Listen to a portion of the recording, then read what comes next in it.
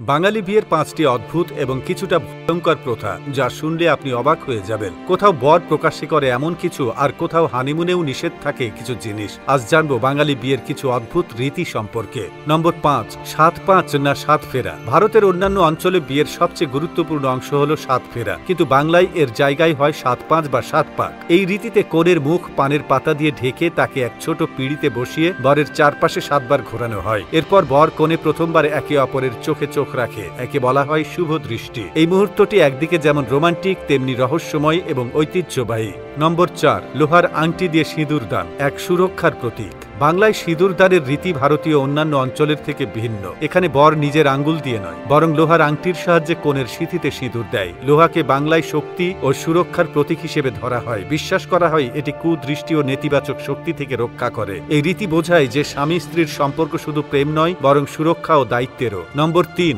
আশীর্বাদ রীতি, নীরব সম্মতির প্রতীক।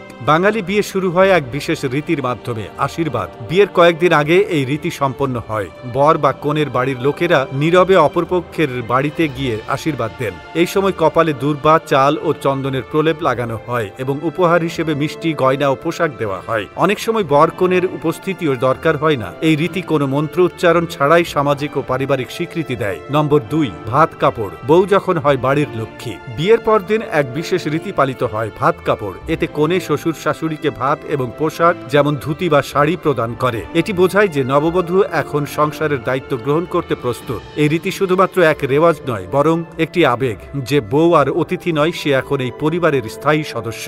নম্বর ১, শঙ্খ ও উলুধ্বনি, শক্তির উৎসধ্বনি। বাঙালি বিয়ের সবচেয়ে শক্তিশালী ও প্রাণবন্ত রীতি হল শঙ্খ ও উলুধ্বনি। যখন কনে মণ্ডপে প্রবেশ করে বা বিদায় নেয়, তখন মহিলারা জিভ দিয়ে উলুধ্বনি করেন এবং পুরুষরা শঙ্খ বাজান। এটা শুধু শোভা নয়, বিশ্বাস করা হয় যে এই ধ্বনি নেতিবাচক শক্তি দূর করে এবং পরিবেশকে পবিত্র করে তোলে। তো বন্ধুরা, এই বাঙালি বিয়ের ৫টি অদ্ভুত রীতি দেখে ভালো লেগে থাকলে আপনার ফেসবুকের টাইমলাইনে এখনই শেয়ার করে দিন। সেই সঙ্গে আমাদের ফেসবুক পেজটিকে ফলো করে রাখুন। আর এই ভিডিওটি কেমন লেগেছে আমাদের কমেন্ট করে জানান। আবার আসবো নতুন কোনো তথ্য নিয়ে। সে পর্যন্ত ভালো থাকুন, সুস্থ থাকুন। এতক্ষণ আমাদের সাথে থাকার জন্য আপনাদেরকে অসংখ্য ধন্যবাদ।